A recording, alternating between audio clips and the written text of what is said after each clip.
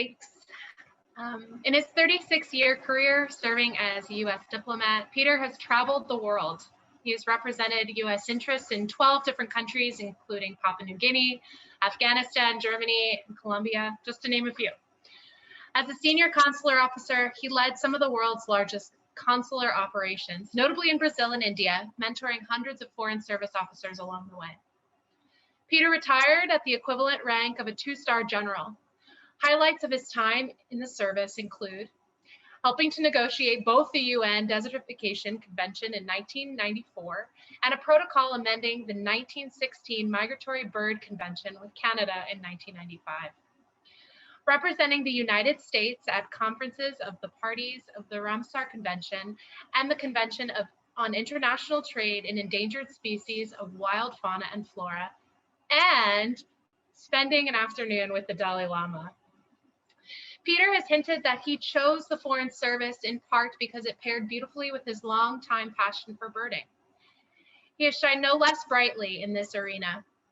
Peter has birded in 180 eBird countries, where he contributed to the scientific knowledge and conservation of birds, led scores of bird walks and tours, and authored dozens of articles. But the highlight of Peter's birding career came in 1989, when he was living in Bogota, just 15 kilometers east of the Colombian capital, and he discovered a new bird, an antpitta that was subsequently named in his honor, Grallaria Kaestneri. You might have to repeat that for us when you jump on the mic, because I definitely butchered that one. Peter is also recognized in the Guinness Book of World Records as the first person to see a representative of every bird family in the world.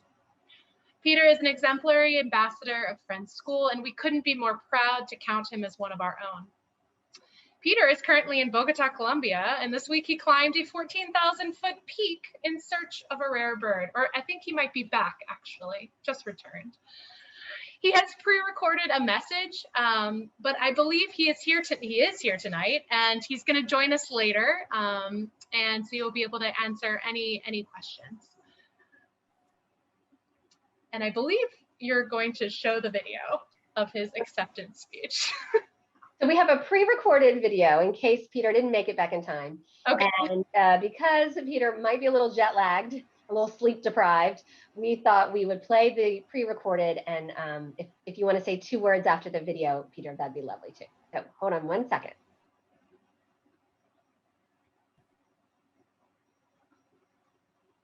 Hi there, this is Peter Kaestner, and the reason you're getting this message is either because I'm lost on the Sierra Nevada de Santa Marta where I was birding last week, or I'm stuck somewhere in Bogota with lousy Wi-Fi.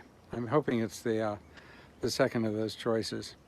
Anyway, I just wanted to make a quick statement about this award that I've been given, the Distinguished Alumni.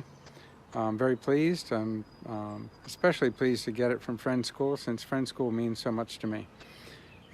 From my earliest days in 4th grade when I started in Lois Forbush's class till I graduated in 1971, it was a very important part of my development.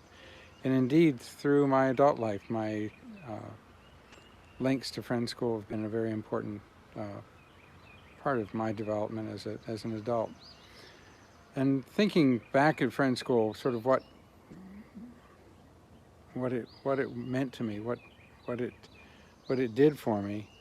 One of the things that sort of stood out, and that is so many people, so many teachers at Friends School believed in me, which was really very, very important.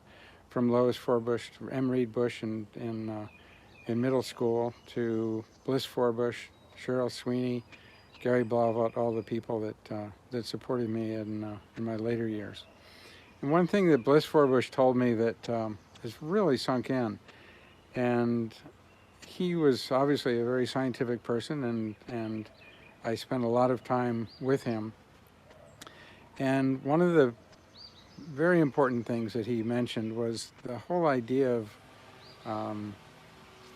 looking inside of yourself, of using intuition to solve scientific problems. Now, obviously, scientific method is important, facts are important, but the idea of looking inside of yourself, which is a quintessential Quaker thought, really has been very important to me in my success in life. And I think that it's an important lesson that all of us can learn, that while so much of the outside is uncontrollable, we can control our inner beings, and doing that is an important part of success.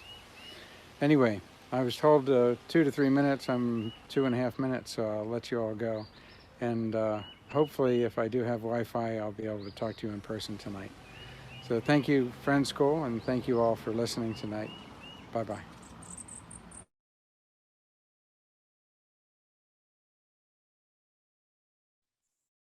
Peter, is there any quick words you want to say? Am I unmuted? Yes. I have one small problem. I clicked on your link for the Alumni Awards presentation ceremony, and it's now taken over my computer. So I had to get Kimberly to come in from another room and show me what you all were showing me, because I can't see anything except for the Alumni Awards presentation ceremony document.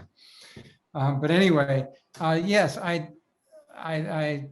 in listening to the list of achievements, I was quite humbled, and when put like that, I can see why somebody might think that I should get an award. But I must say it's you know, I'm humbled. I really am. It's I just go out and always try to do better. An interesting thing, we're coming down from the, I was up at, you exaggerated a little bit. I was only at 13,000 feet in the Sierra Nevada de Santa Marta the other day. It was a long hike. It was 13.5 miles up of the vertical of about 9,000 feet. For somebody who's not a mountain climber, it was a lot of work. But I did get the bird. But interestingly, on the way down, if I saw a piece of plastic or garbage on the trail, I picked it up and put it in my pocket. And by the time I got down, my pocket was bulging with stuff. And it's just, it's kind of, I'm always trying to make things a little bit better in the world. Whether it's picking up trash along a mountain trail, or mentoring people, or contributing to information that helps in bird conservation.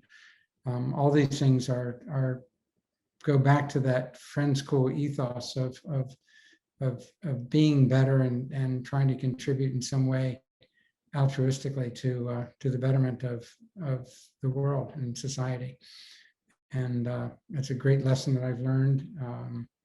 And I'm very thankful for my long tenure at Friend School and the person that it's made me into.